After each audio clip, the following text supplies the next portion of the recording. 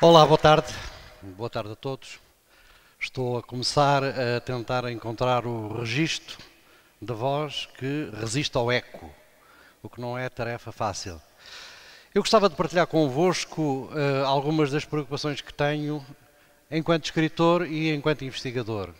Este binómio da parte criativa e da parte científica, por vezes, dá alguns frutos.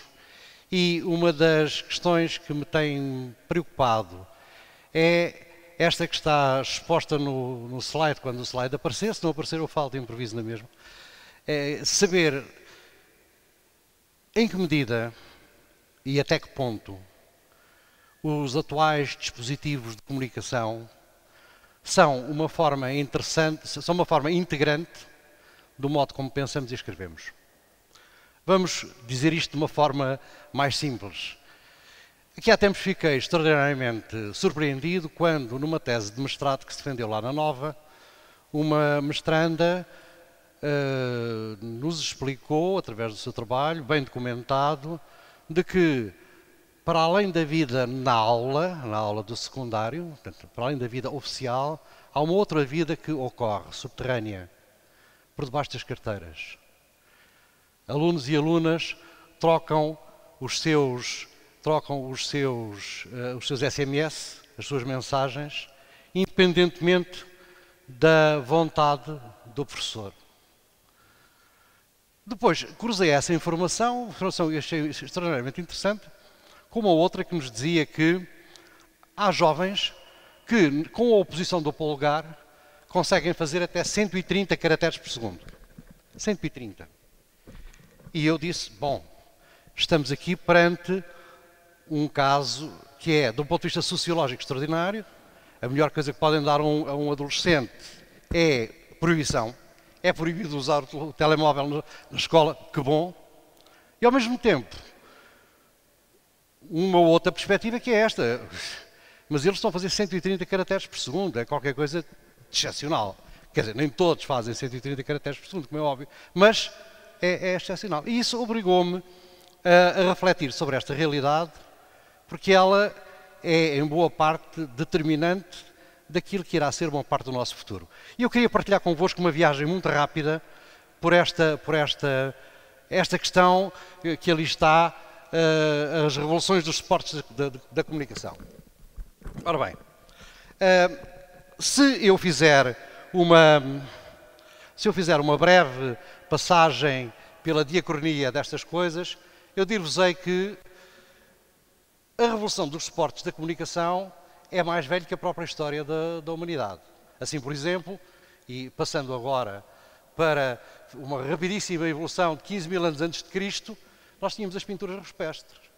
E as pinturas rupestres foram a primeira grande revolução nos suportes da comunicação, nos dispositivos de comunicação.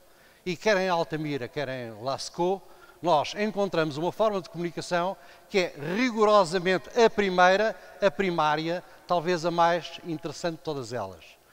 Fazendo um salto quântico no tempo e passando agora para 4 mil anos antes de Cristo, vamos olhar para um outro suporte bem interessante também, ele está aqui, as plaquetas de argila.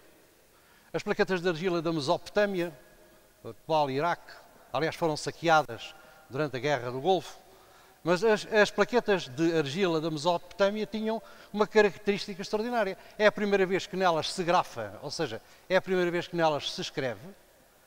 Neste caso o que estão a ver é um negócio, está escrito aqui os termos de um negócio, e é um suporte que tem como denominador comum com os modernos suportes, os iPad, os Kindle, por aí fora, o ser frágil, o quebrar-se com uma enorme facilidade. Vamos agora dar ainda um outro salto rápido pela história para chegarmos ao terceiro momento, ou seja, ao Egito e ao papiro. O Egito, o papiro, eu trouxe aqui uma imagem dos livros dos mortos. Vocês sabem que o papiro é nada mais nada menos do que junco, cana que cresce nas margens do Nilo e que permitiu pela primeira vez fazer uma coisa espantosa. E fixemos nisto. É espantosa porque o papiro é dúctil, dobra-se, enrola-se. permite uma apresentação scriptovisual. Portanto, é um outro momento que eu gostaria de deixar convosco para depois refletirmos acerca do que a seguir vem. No quarto momento, o quarto momento é um momento interessante porque não é propriamente a aparição de um objeto da tecnologia, é um momento que se passa na Grécia clássica, quando os gregos, na Ágora, democraticamente decidem que, pois a escrita deve ser privilégio não só dos homens da ciência, dos homens da literatura, mas de toda a gente. Quem é que reage contra isto? Reage contra isto Sócrates. Sócrates manifesta-se contra esta ideia da disseminação da escrita. E, aliás, é Platão, no Fédon, que diz, Sócrates, horrorizado, exclama, o que é que nos vai acontecer quando toda a gente souber escrever? Este ponto contra ponto é extremamente interessante porque, e continuando, a não se esquecer que o meu grande objetivo é chegar aos dispositivos da comunicação de leitura e de escrita, vamos agora olhar para um outro momento, um momento interessantíssimo, talvez o que marca claramente o renascimento da cultura, e estou a falar naturalmente do Johannes Gutenberg, que em 1452 publica a chamada Bíblia de 52 linhas em Mainz, na Alemanha. Aqui estamos perante um momento que marca a nossa civilização. Deixamos de ter uma leitura, ou melhor, uma leitura e uma escrita baseada sobre originais e passamos a ter a disseminação da informação de uma forma extraordinariamente rápida e democrática. Mas não julguem que esta descoberta, esta invenção do Gutenberg, dos caracteres móveis, que deu origem à imprensa, foi sem qualquer crítica, sem qualquer oposição. Há um italiano célebre, o Jerónimo Squarciafico, que dizia, isto é um perigo. Isto é um perigo. O que é que vai acontecer à corporação dos copistas? As corporações sempre tiveram muita força, como vocês sabem. Segundo, e o que é que vai acontecer à autoridade da Santa Madre Igreja? Porque viam na disseminação democrática do novo dispositivo uma ameaça ao status quo vigente. É um dado interessante e, entretanto, como diria o Galileu Galilei, e por si move, portanto as coisas continuaram, quer dizer, ou seja, as impressoras começaram a debitar a informação uma atrás da outra, dezenas, depois milhares, dezenas de milhares, por aí fora, até que chegamos a um momento que eu quero marcar aqui também, que é o quinto momento, o sexto momento, aliás, da minha comunicação sobre os dispositivos de comunicação e de escrita, extraordinariamente interessante. É o momento em que aparece a primeira máquina de escrever. A primeira máquina de escrever, ela está aqui, é alemã, chama-se Malling-Hassen Writing Ball, e eu trago-a a esta Europa para falar de quê? Para falar de uma figura extraordinária da cultura mundial, um senhor que dá pelo nome de Friedrich Nietzsche. Nietzsche, em 1882, estava quase cego. Tinha grandes dificuldades em escrever. E então, ele assim que descobriu que existia uma máquina de escrever, o grande problema que ele teve foi, vou decorar isto. E decorou o teclado. E continuou a escrever, mesmo já praticamente sem visão. Todavia, há uma coisa espantosa que se passa aqui, peço que retenham este dado que é muito importante. O Friedrich Kittler, que é um crítico da obra do Nietzsche, dizia, é espantoso, desde que ele escreve na máquina de escrever, o estilo mudou. O que era argumento passou a ser aforismo. O que era um estilo rebuscado passou a ser um estilo telegráfico. E é aí que o Nietzsche solta a máxima que dá origem à minha comunicação. Nós somos uma parte integrante daquilo com que escrevemos e lemos. Bom, isto acontece em 1882, damos de novo mais um salto, o último é o sétimo momento, que é o momento que nós todos estamos a viver. Ou seja, como vocês sabem, em 1981 a IBM cria o primeiro PC. PC é um termo muito interessante porque P é personal. Personal quer dizer que é meu, muito meu, não é de ninguém. O computador é realmente meu. Eu fiz aqui uma brincadeira, trouxe-o assim, e ele hoje vive no mundo bipolar. Nós hoje temos um mundo claramente bipolar. E bipolar porquê? Porque se por um lado o computador continua a servir os velhos média. Eu pus aqui uma tipografia offset. Por outro lado, ele serve um tipo de comunicação que já não é mass media, é self-media. E estamos nós, portanto, a servir dois senhores. Estava a tentar ver se me recordava do nome de um investigador ilustre. Ele vai aparecer, que a certa altura diz 1981 é a data, portanto, o aparecimento do computador pessoal é a data que marca a divisão entre duas grandes gerações. Por um lado estão os imigrantes digitais. Os imigrantes digitais são pessoas como eu, não é?